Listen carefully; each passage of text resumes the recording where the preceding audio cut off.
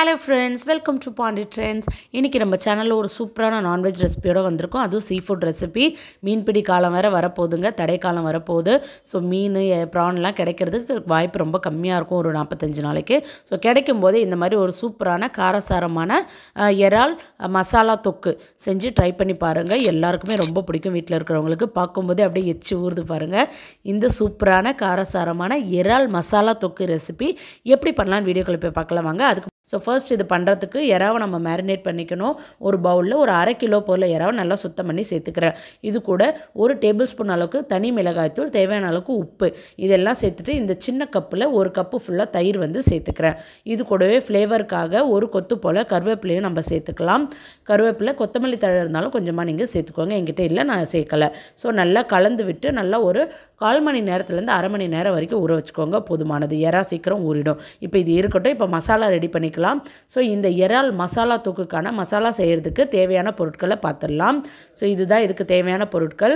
1/2 spoon போல் சீரகம், ஒரே ஒரு பிரிஞ்சி இலை எடுத்திருக்கேன், 1 ஸ்பூன் கசகசா, 1 ஸ்பூன் தனியா, 10 போல் முந்திரி பருப்பு, ஒரே ஒரு ஏலக்காய், ஒரு பெரிய ஏலக்காய், ஒரு பச்சை ஏலக்காய், அது கூடவே அன்னாச்சி பூ 1, பட்டை சின்ன துண்டு, காரத்துக்கு ஏற்ப காஞ்ச மிளகா, 2-3 கிராம்பு.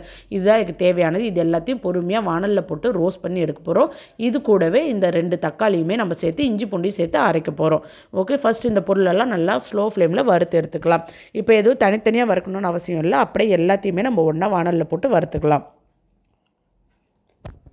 ஸோ எல்லாத்தையுமே வானலில் போட்டு ஸ்லோ ஃப்ளேமில் வச்சு நல்லா வறுக்கணும். ஏன்னா கசகசாலாம் இருக்கிறதுனால சீக்கிரம் தீஞ்சு போக வாய்ப்பு இருக்குது. அதனால் ஸ்லோ ஃப்ளேமில் வச்சு வருங்க. இது வறுபட்டுருச்சுன்னு எப்படி தெரியும்னா, நல்லா ஃப்ளேவர் வரும். ப்ளஸ் அந்த பிரிஞ்சி இலையை உடச்சி விட்டிங்கன்னா நல்லா மொறுன்னு உடையும். ஸோ அதுதான் கரெக்டான கன்சிஸ்டன்சி. இப்போ இதை ஆற வச்சு மிக்ஸி ஜாருக்கு மாற்றிக்கலாம்.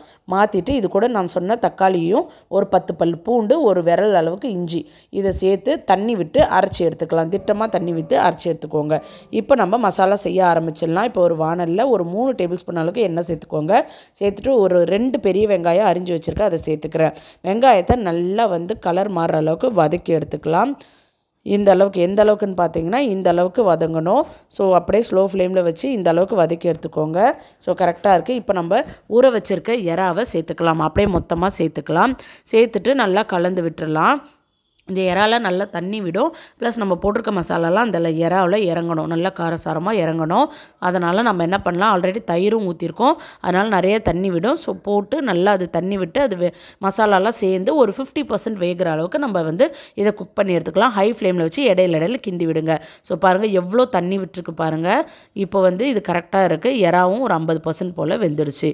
இப்போ இந்த ஸ்டேஜில் நம்ம அரைச்சி வச்சுருக்க தக்காளி, அந்த மசாலா எல்லாம் சேர்த்துருக்கு இல்லையா, அதை இதில் சேர்த்துக்கலாம். ரொம்ப ரொம்ப சிம்பிள். வெறும் 10 நிமிஷத்தில் இதை நம்ம செஞ்சு முடிச்சிடலாம். ஆனால் டேஸ்ட்டு வேறு லெவலாக இருக்கும். ஒரு வித்தியாசமான டிஷ்ஷாக இருக்கும். சாப்பாட்டில் போட்டு பிசைஞ்சு சாப்பிட்லாம். சப்பாத்தி, இட்லி, தோசை எல்லாத்துக்குமே சூப்பராக இருக்கும். இப்போ மசாலாவை நல்லா கலந்து விட்டுருங்க. கலந்து விட்டு ஸ்லோ ஃப்ளேமில் வச்சுடுங்க. இந்த மாதிரி நல்லா கொதிச்சு வரும். நல்லா எண்ணெய் திரிஞ்சு வரணும். இடையில கிளறி விட்டுக்கிட்டே இருங்க.